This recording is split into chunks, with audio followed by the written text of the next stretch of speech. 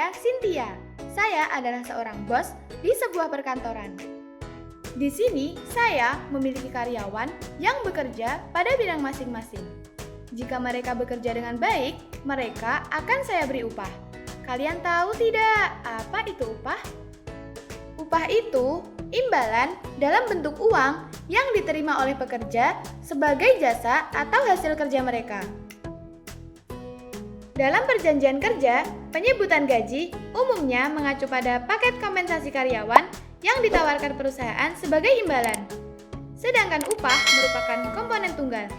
Misalnya, upah satuan atau upah borongan tidak mencakup tunjangan. Para karyawan itu saya beri upah untuk memotivasi karyawan dalam bekerja. Juga agar mereka dapat mempertahankan untuk tetap bekerja di perusahaan ini.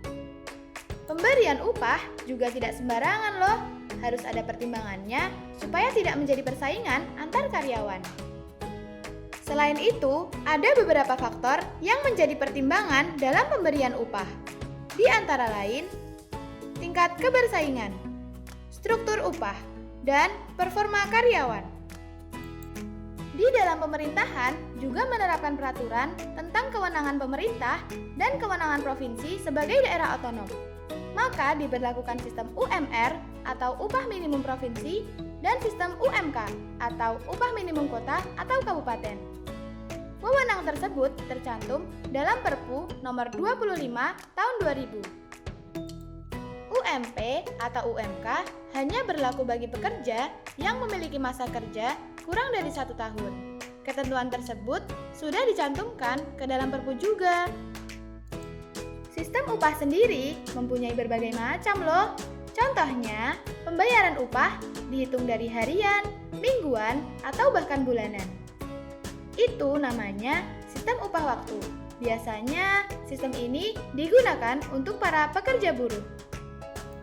Selanjutnya, sistem upah berkala. Sistem ini ditentukan dari tingkat kemajuan atau kemunduran hasil penjualan. Jika penjualan meningkat, maka upah pun akan meningkat. Begitu pula sebaliknya. Terkadang perusahaan akan memberikan upah kepada pekerjanya berupa saham atau obligasi perusahaan. Dengan memberikan obligasi atau saham, perusahaan berharap pekerja mempunyai rasa memiliki kepada perusahaan sehingga dapat lebih produktif. Sistem ini disebut dengan sistem co-partnership. Selain itu, ada juga sistem upah borongan. Biasanya, sistem ini diberikan kepada tukang bangunan. Di kantorku ini ada juga loh beberapa karyawan yang bekerja pada hari libur. Karyawan tersebut akan mendapatkan upah khusus karena prestasi di luar kelaziman.